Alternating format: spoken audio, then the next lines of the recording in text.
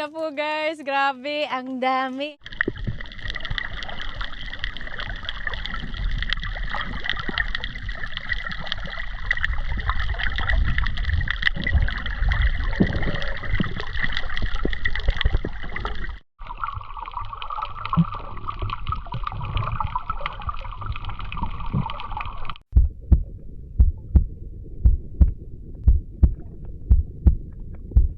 Hello, good morning! Welcome to Maria Lassen Channel.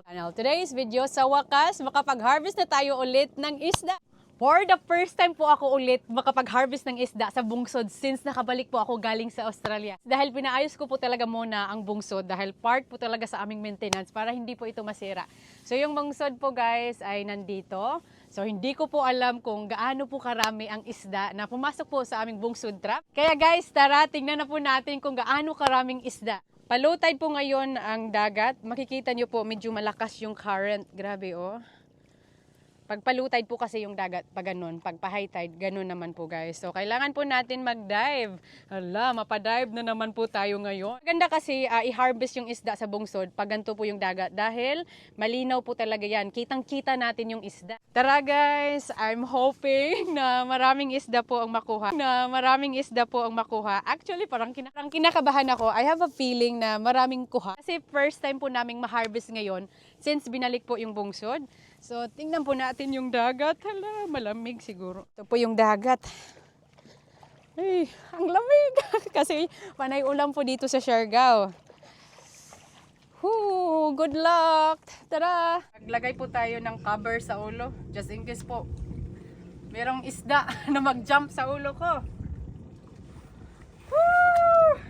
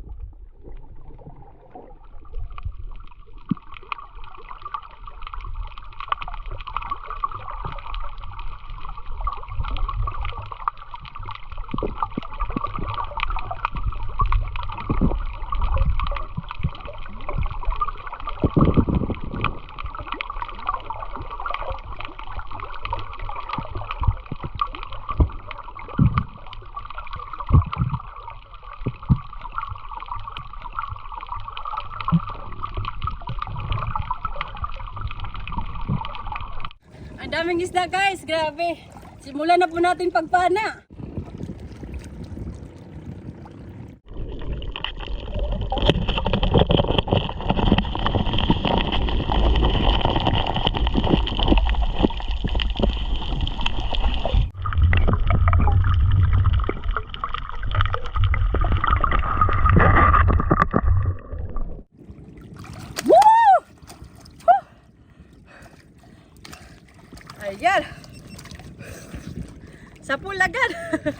laki.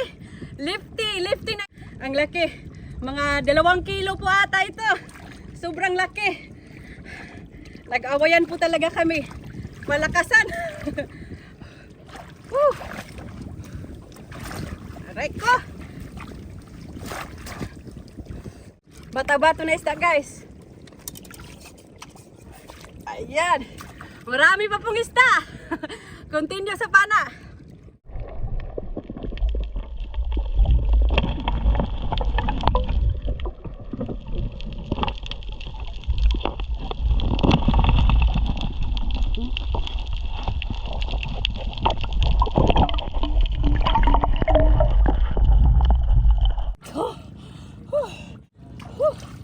Dalawa para madali guys ang magkuha kasi malamig.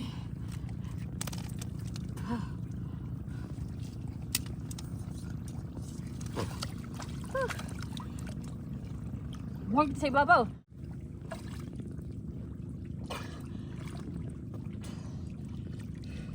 Kumagat.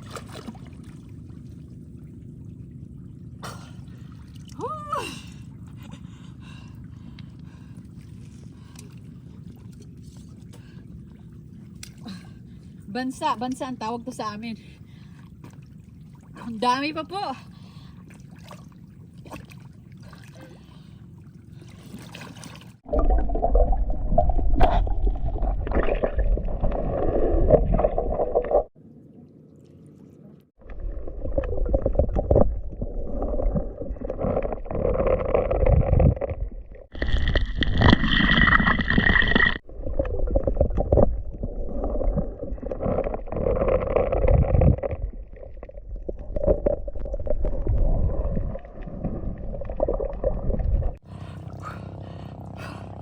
Kitog.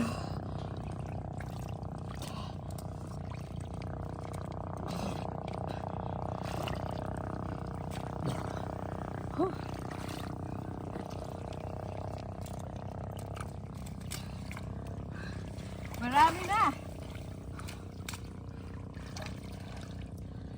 Libre na po pangulam. Libre na. Ayan guys, oh. Ilang kilos na to. Ang dami na agad.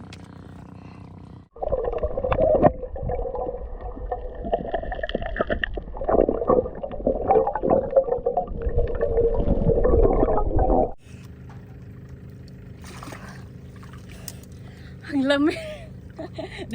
Nilamig na agad sa dagat.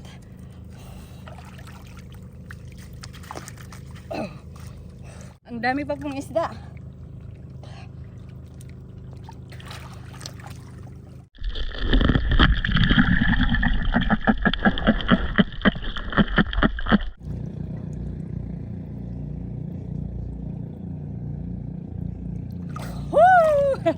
Napana din kita.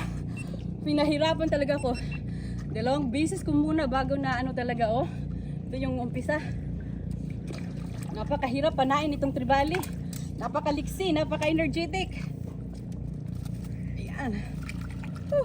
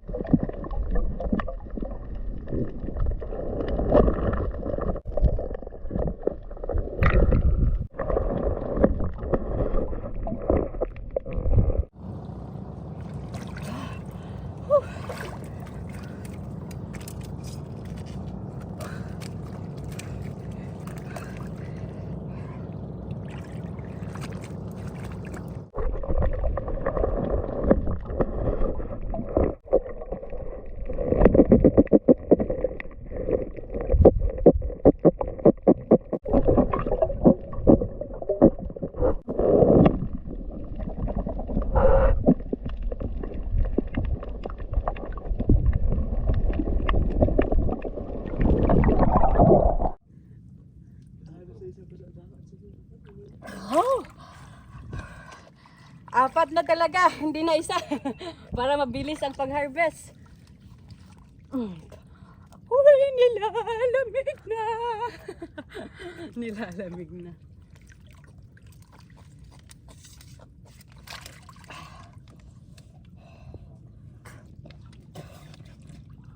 Makailang kilos kaya tayo nito. Ayan, ang dami na po guys. Marami pa doon sa ilalim.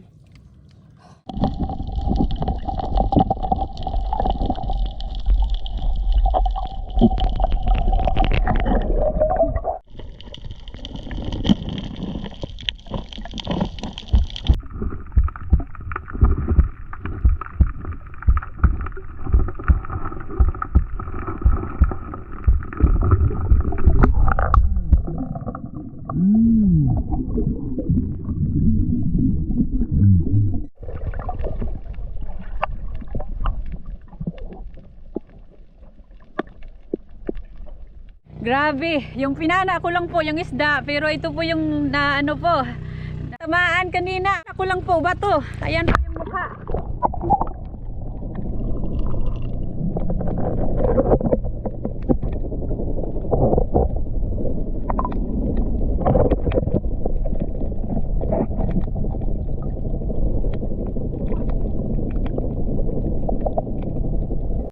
Napaka-delikado po ito dahil sang napaka-binimos po ito na isda. Yang sa taas po yan, ako, lalabas to ang Diyos. Delikado po pag wala kang tsinelas or sapatos, maapakan mo. Actually, hindi pa ako nagsuot ng tsinelas kasi hindi naman ako umapak sa lupa.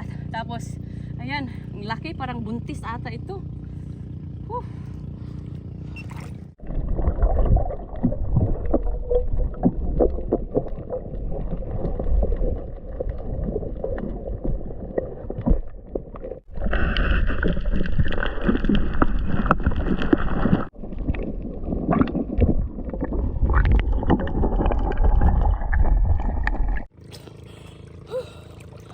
Hindi na kaya mapanda guys.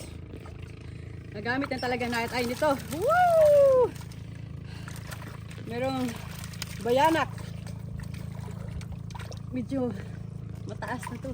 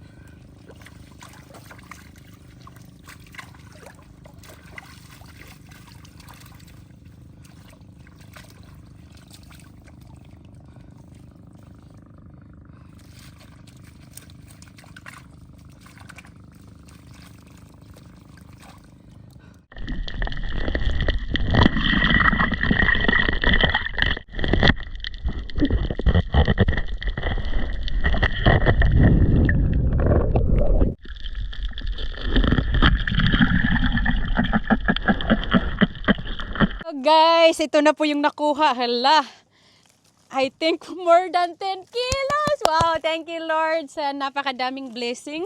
Grabe guys, nilamig na po talaga ako kanina. Actually, meron naman po ako mga brother and pwede po silang mag-harvest. Pero gusto ko po talaga na ma-experience ko ang first time harvesting na ako po ang maka-experience. At ganito karami yung isda. Grabe, ang dami guys. Tingnan nyo. Mga fresh pa talaga. Ito oh. Lagay po natin sa lagayan. Kaya JR, pwede patulong. Alam nyo guys, si kay Junjun, nilagnat.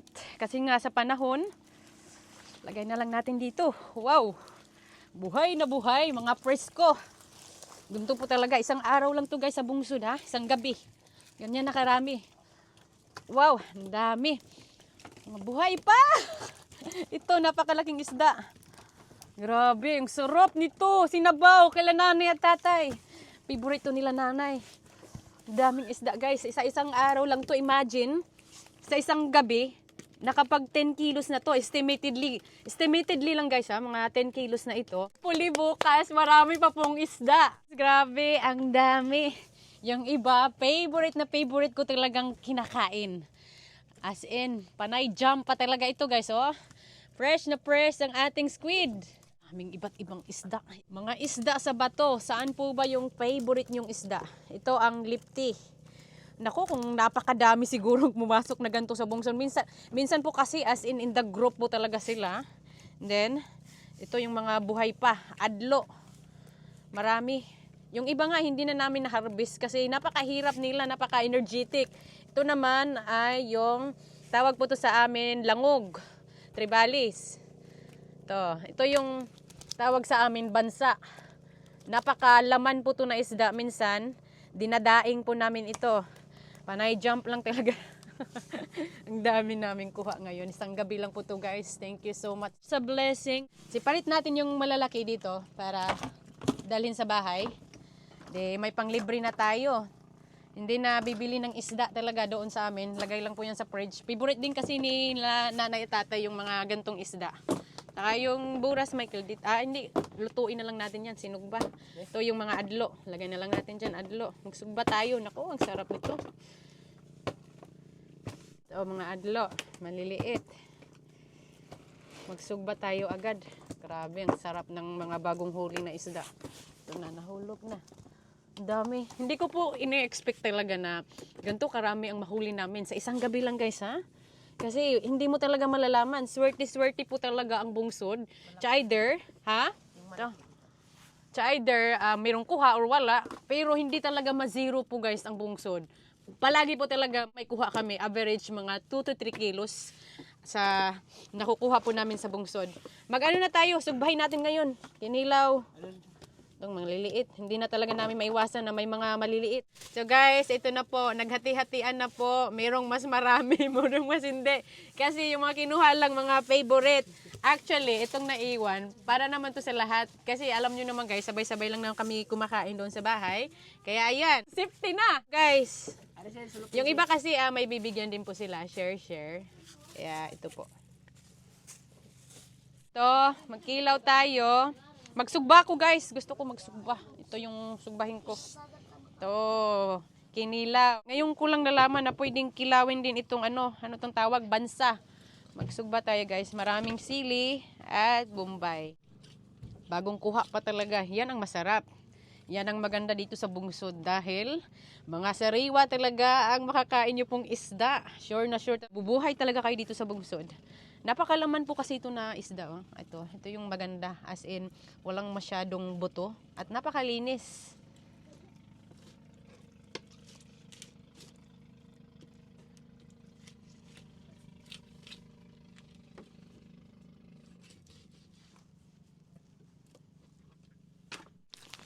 Guys, nilamig talaga ako kanina sa sa pag-dive. Dahil medyo mataas yung dagat kanina sa pag-harvest natin ng isda. Pag low tide po, medyo makulimlim. Makulimlim ang ang dagat. Oh, mainit pa to. Lagay muna natin dyan. Ito yung isda. Magkilaw na tayo. Yung isda, nakakahuli lang talaga. Medyo matamis yan. Kilaw tayo. Kopi tayo. Gusto kong sugbahin ito po. Mataba po ito. Ito ay latab. Napakataba na isda.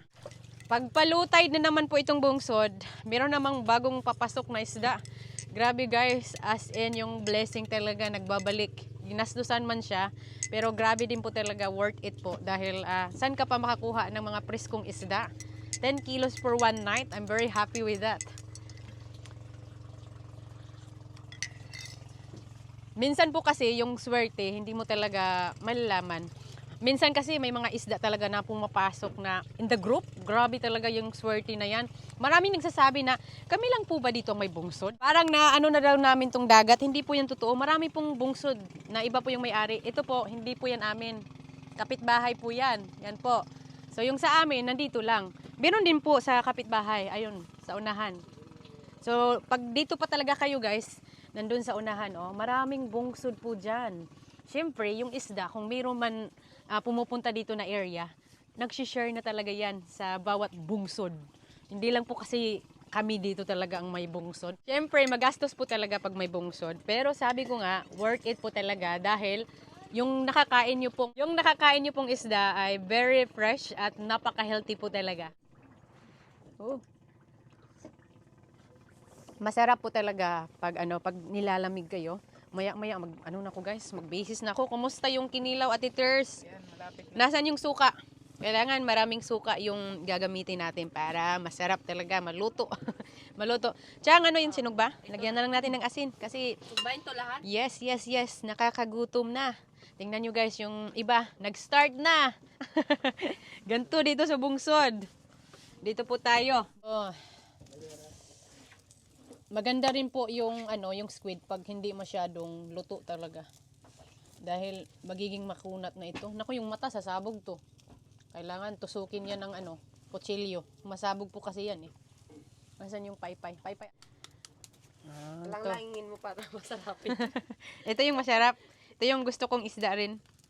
Tsaka yung lipti guys, masarap yun. Pag uwi namin ngayon sa lungsod, tsak matutuwa si tatay. Kasi every time pag maraming isda sa bungsod, si tatay talaga, natutuwa talaga yan palagi. Ito, pa tayo. Asa mata? Meron pala dito. Yung mata baka sasabog. Ito.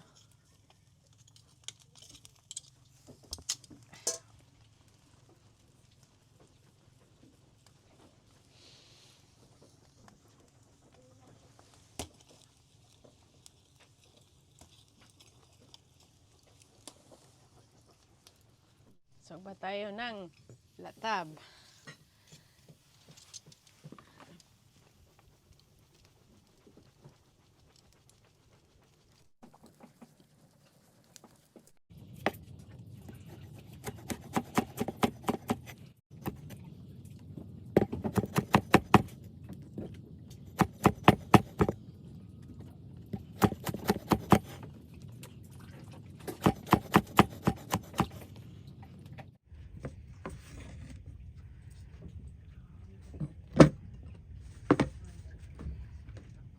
Oh, ito na yung sinugba natin.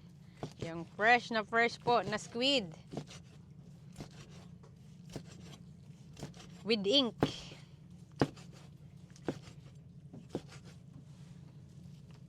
Letters? Itong kinilaw, may timpla na ito? Pahingin ng kutsara nga isa. Thank you. Meron pang kutsara na isa? Kutsara. Yung sinugba. Kain na tayo. May manok din. So, maraming ulam. Thank you. Rice please. Nagutom na si madam. Nagutom na ako. Kasi guys, grabe. Matagal-tagal rin ako doon harvest ng isda.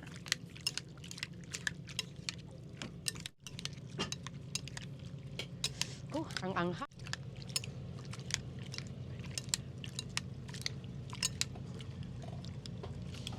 Natin. Sarap. Ito guys. Kumakain ba kayo with ink? Okay. Kain na tayo. Thank you so much Lord sa blessing. Sarap ng preskong isda. Ito, yung kinilaw. Kain na tayo. Joy, Chong! Na, kayo.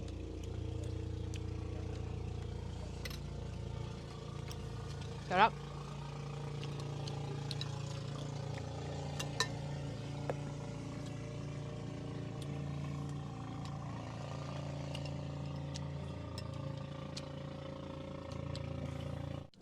Kasang. With ink? Masarap ba yung with ink? Sarap to. Mas masarap pag may tinta. Mas masarap pala. Ikaw na magpunto. Thank you.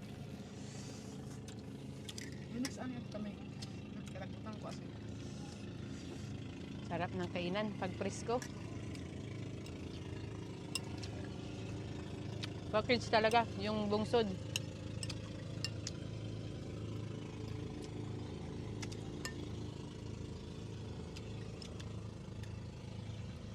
Sarap. Manok eh. Pero nasa isda nag-focus. Ano sila manok?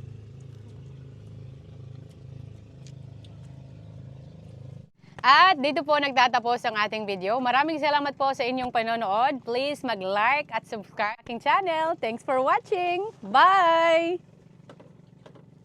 Busog. Yung kinila. Grabe, busog na busog po ako talaga. Thank you so much, Lord, sa blessing.